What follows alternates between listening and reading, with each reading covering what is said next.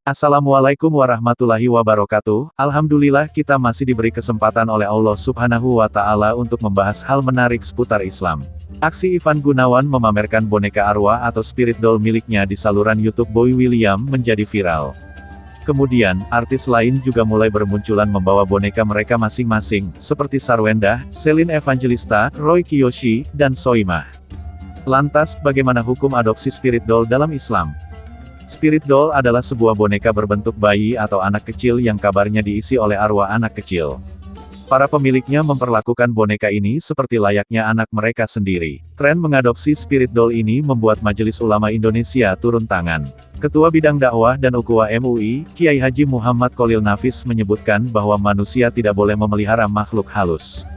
Selain itu, jika boneka tersebut sampai disembah, maka hukumnya musyrik dan dosanya tidak akan diampuni oleh Allah Subhanahu wa Ta'ala. Hal ini tentu saja harus dipahami oleh seluruh umat Muslim.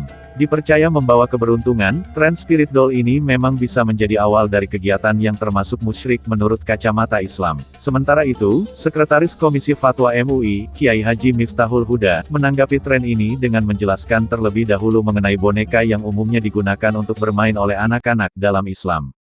Dijelaskan bahwa mayoritas ulama menyatakan kebolehan atas boneka sebagai mainan anak-anak. Hal ini sebagaimana hadis yang diriwayatkan oleh Sayyidah Aisyah radhiyallahu anhu. Aku dahulu pernah bermain boneka di sisi Nabi Sallallahu Alaihi Wasallam. Aku memiliki beberapa sahabat yang biasa bermain bersamaku. Ketika Rasulullah Shallallahu Alaihi Wasallam masuk ke dalam rumah, mereka pun bersembunyi dari beliau. Lalu beliau menyerahkan mainan padaku satu demi satu lantas mereka pun bermain bersamaku. Hadis riwayat Bukhari nomor 6130. Kiai Miftah juga berpendapat bahwa bermain boneka mengajarkan anak memiliki rasa tanggung jawab, misalnya menjaganya agar tetap bersih dan terawat, tidak rusak, bahkan hingga memakaikan baju. Menurutnya, menyayangi mainan termasuk boneka juga tidak masalah selama itu dalam batas kewajaran. Sebab, hal tersebut termasuk perintah untuk menjaga dan merawat harta hak milik kita sendiri. Hanya saja, jika menyayangi boneka melampaui batas kewajaran, maka hal tersebut dilarang. Aktivis Muda Nahdlatul Ulama (NU), Fitrah Dani Ahmad juga angkat suara. Dengan lantang, Fitrah menentang fenomena boneka arwah ini. Alasannya, karena berpotensi besar mengundang kemusyrikan. Jika dibiarkan, publik akan terkena racunnya. Bukan hanya melahirkan kemusyrikan kepada pemilik boneka, tetapi juga kepada masyarakat pada umumnya. Ketika fenomena ini ramai hingga diindahkan kebanyakan orang, maka penularan kemusyrikan akan terjadi. Fitrah mengatakan bahwa dalam realitasnya benda mati tersebut, bonekanya bisa berarwah, tentu salah besar.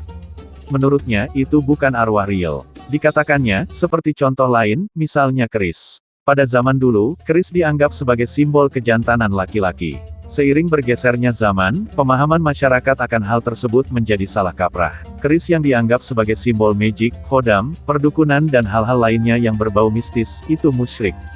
Tapi, selama keris itu hanya dijadikan sebagai koleksi tidak masalah. Begitu juga dengan boneka. Sebetulnya boneka itu sudah ada sejak dulu dan bukan hal baru. Namun, dengan fenomena ini, apalagi informasinya boneka tersebut berhak mendapatkan hak asuh, tumbuh besar, bersekolah hingga diharuskan menikah dan mempunyai keturunan, itu jelas salah kaprah. Fitrah menambahkan, dalam agama segala sesuatu yang berlebihan itu tidak boleh, karena tidak baik.